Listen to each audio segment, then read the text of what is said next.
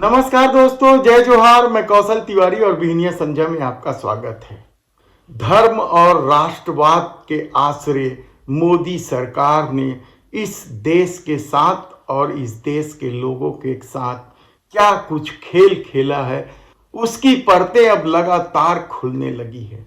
जैसे जैसे लोकसभा का चुनाव नजदीक आते जा रहा है, वैसे वैसे मोदी सत्ता की करतूतों से परतें खुलने लगी है। हालत ये है कि कोई भी क्षेत्र नहीं बचा है जिस पर मोदी सरकार ने अपनी हुकूमत स्थापित करने के लिए प्रोपोगेंडा और जुमलेबाजी का खेल नहीं खेला। यहां तक कि सेना तक को उसने नहीं छोड़ा, और इसका खुलासा किसी और ने नहीं, पूर्व सेनाध्यक्ष मनोज मुकुंद नरवरे ने किया है। उन्होंने अपनी किताब लिखी है एक। उस किताब में जिस तरीके से अग्निवीर योजना का खुलासा किया है, वह न केवल हैरान कर देने वाला है, बल्कि मोदी सत्ता के द्वारा राष्ट्रवाद के नाम पर किस तरीके से गरीब किसान नौजवानों के साथ धोखाधड़ी की गई। राहुल गांधी ने तो पहले ही कह दिया था कि यह धोखा है। सेना इसमें सहमत नहीं है, लेकिन मोदी सरकार के निर्देश पर या मोदी सरकार के आग्रह पर सेना के तीनों अध्यक्ष आकर जिस तरीके से अग्निवीर योजना की वकालत की थी, उसका खुलासा किसी और ने नहीं, पूर्व सेनाध्यक्ष मनोज मुकुंद नरवरे ने ही कर दिया। पीटीआई के हवाले से जो किताब को लेकर खबरें छप रही हैं, वह बेहद ही चौंकाने वाला है कि किस तरीके से अग्निवीर के नाम से न केवल युवाओं के साथ धोखा किया गया है, बल्कि सेनाओं के साथ भी धोखा किया। किताब में साफ तौर पर लिखा गया कि नेवी और हवाई सेना, इस पर अग्निवीर किस तरीके से लागू होगा।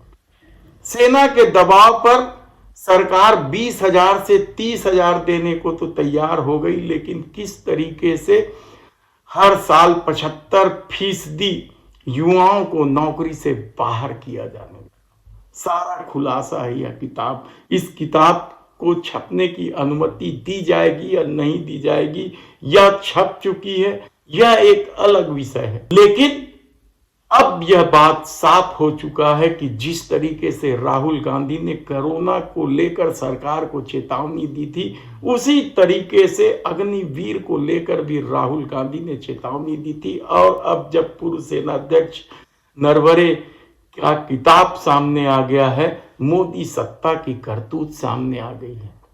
लेकिन धर्म और राष्ट्रवाद की पट्टी बांधकर किस तरीके से मोदी सरकार अपने करतूतों को अंजाम दे रही है, इसका खुलासा अब गैस सिलेंडर की कीमत को लेकर भी सामने आने लगा है कि क्या जुमलेबाजी की ही सरकार है। विपक्ष तो यही कहता रहा है कि मोदी सरकार जुमलेबाजी की सरकार है, लेकिन हिंदी पट्टी के 3 राज्यों के विधानसभा चुनाव में जिस तरीके से देश के प्रधानमंत्री नरेंद्र मोदी ने सीना ठोक कर कहा था कि यह मोदी की गारंटी है और गारंटी की गारंटी है, लेकिन पिछले दिनों जब राज्यसभा में सवाल उठाए गए कि क्या गैस सिलेंडर 450 रुपए में राजस्थान सहित दूसरे राज्यों में देने की सरकार की कोई योजना है, तो पेट्रोलियम मंत्री पुरी ने साफ तौर पर कह दिया कि इस तरह की कोई योजना नहीं है।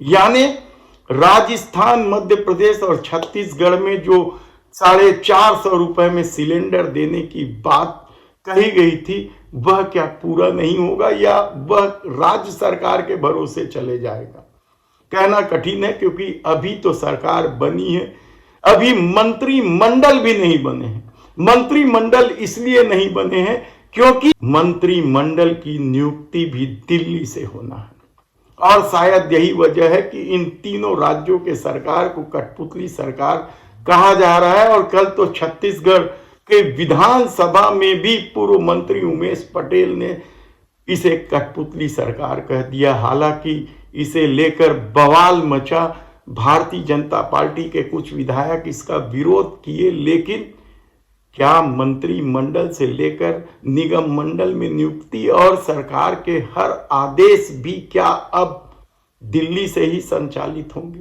और ऐसे में उन राज्यों का भला कैसे होगा?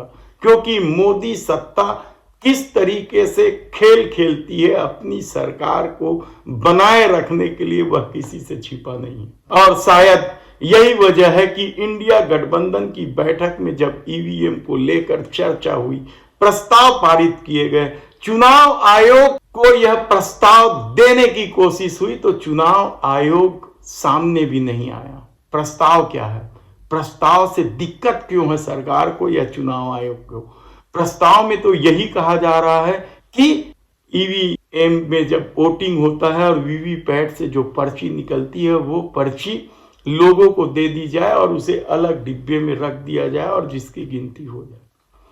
यदि मोदी सरकार सचमुच इतनी पॉपुलर है, लोग उन्हें चाहते हैं, वोट देते हैं, तो फिर वीवीपैट की गिनती से क्या फर्क पड़ेगा?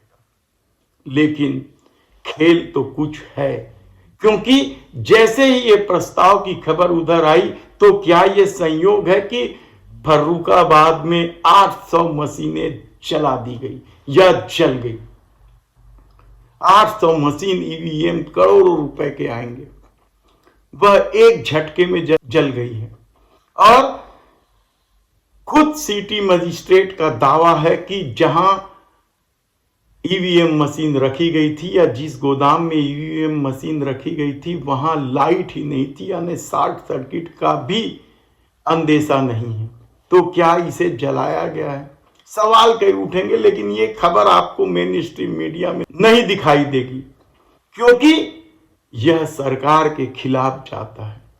और हमने पहले ही कहा है कि जब ईवीएम पर भरोसा ही नहीं है तो फिर ईवीएम से चुनाव कराने का क्या औचित्य है। देखना होगा कि इस प्रस्ताव पर चुनाव आयोग क्या करता है और चुनाव आयोग की चुप्पी पर इंडिया गठबंधन क्या करता है।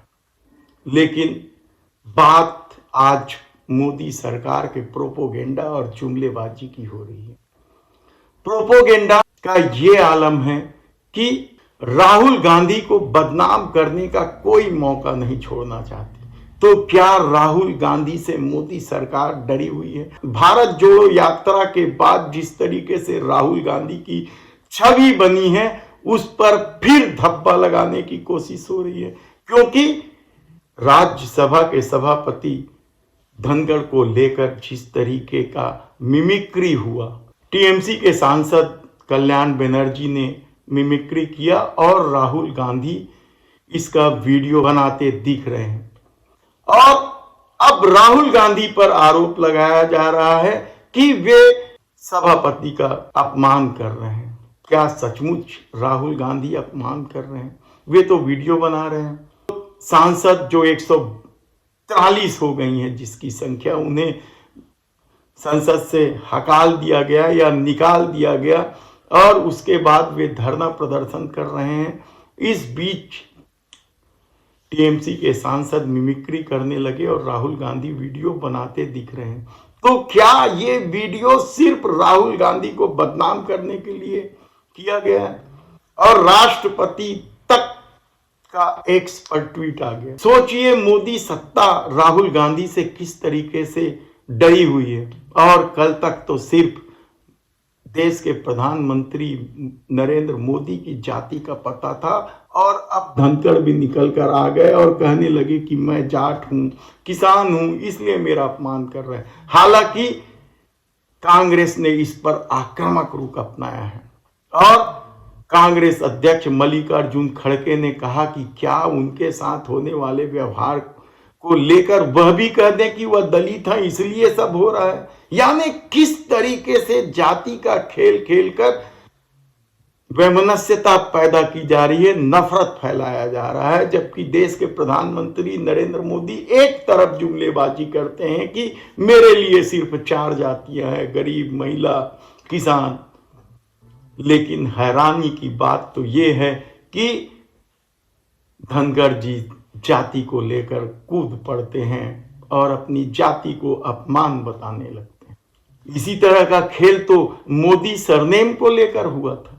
नीरव मोदी के भागने के बाद राहुल गांधी ने तो सिर्फ सवाल किया था, उनकी सदस्यता तक खत्म करने की कोशिश हुई थी। तब सवाल ये है कि मोदी सरकार के प्रोपोगेंडा और जुमलेबाजी का यह खेल कब तक चलेगा। इसके साथ ही नफरत का खेल किस तरीके से खेला जाता है, इसे देखना हो तो विधानसभा में, मध्य प्रदेश के विधानसभा में प्रथम प्रधानमंत्री पंडित जवाहरलाल नेहरू की तस्वीर हटाकर उनके स्थान पर डॉक्टर भीमराव अंबेडकर की तस्वीर रख दी गई ताकि कोई विरोध ना कर सके। लेकिन क्या पंडित जी की तस्वीर हटाकर अंबेडकर की तस्वीर रखकर नेहरू के कद को छोटा किया जा सकता है? नेहरू को लेकर आखिर इतना डर क्यों है? क्या इसलिए कि नेहरू ने 1920 से आजादी की लड़ाई लड़ी, 9 साल जेल में रहे और जब प्रधानमंत्री बने तो राष्ट्र निर्माण के लिए कितने ही संस्थाओं को खड़ा किया, एम्स, आईटीआई की आप फेहरिस्त देख लीजिए। और वह सब कुछ नहीं करने का डर मोदी सरकार को है, इसलिए वह बार बार नेहरू पर प्रहार करते हैं। सवाल कई सारे हैं, लेकिन आप सोचिएगा जरूर कि इस दौर में नफरत का खेल किस तरीके से खेलकर, राष्ट्रवाद और धर्म की पट्टी बांधकर किस तरीके से सत्ता में बने रहने के लिए अपनी करतूतों को अमली जामा पहनाया जा रहा है।